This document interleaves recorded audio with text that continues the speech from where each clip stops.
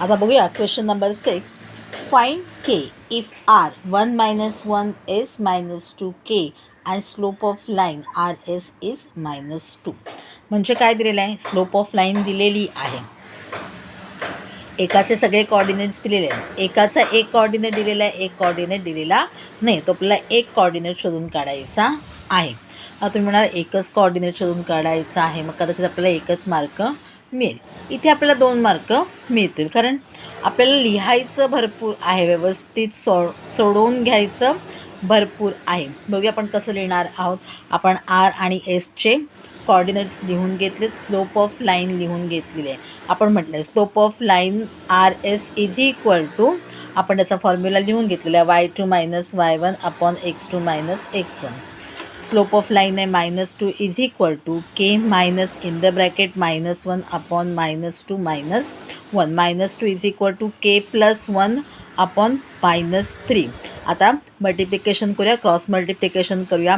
-2 into -3 is equal to k + 1.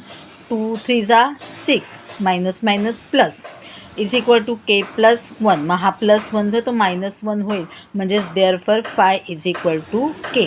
म्हणजे k जो होता तो आपल्याला 5. म्हणजे एसचे आपले कोऑर्डिनेट्स काय -2 अँड 5. -2 5. मग ते लिहायचं तर वाक्य तुम्ही लिहू शकता, देअरफॉर k इज 5, किंवा तुम्ही ते लिहिलेलं आहे, नाही लिहिलं तरीसुद्धा चालेल.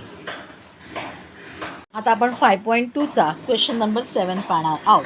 Find K if B k -5 c 1 2 and slope of the line is 7. Question number 6 सारखंच इथे आपल्याला दिलेलं आहे. स्लोप ऑफ लाईन दिलेले, एकाचे सगळेचे सगळे कोऑर्डिनेट्स म्हणजे दोन्ही कोऑर्डिनेट्स दिले आहेत. एकाचा एक कोऑर्डिनेट दिलेला आहे, एक कोऑर्डिनेट काढायला सांगितलेला आहे. मग आपण बी आणि सीचे कोऑर्डिनेट्स लिहून घेतले, स्लोप ऑफ लाईन लिहून घेतलेला आहे. Slope of line B C त्याचा फॉर्म्युला लिहून घेतलेला आहे. 7 is equal to 2 minus in the bracket -5 upon 1 - k. 7 is equal to 2 + 5 upon 1 - k. आता 1 - k जो आहे तो 7ला मल्टिप्लाय आपण करू, equal to 2 + 5 is equal to 7. 7 into 1 7 minus 7k is equal to 7.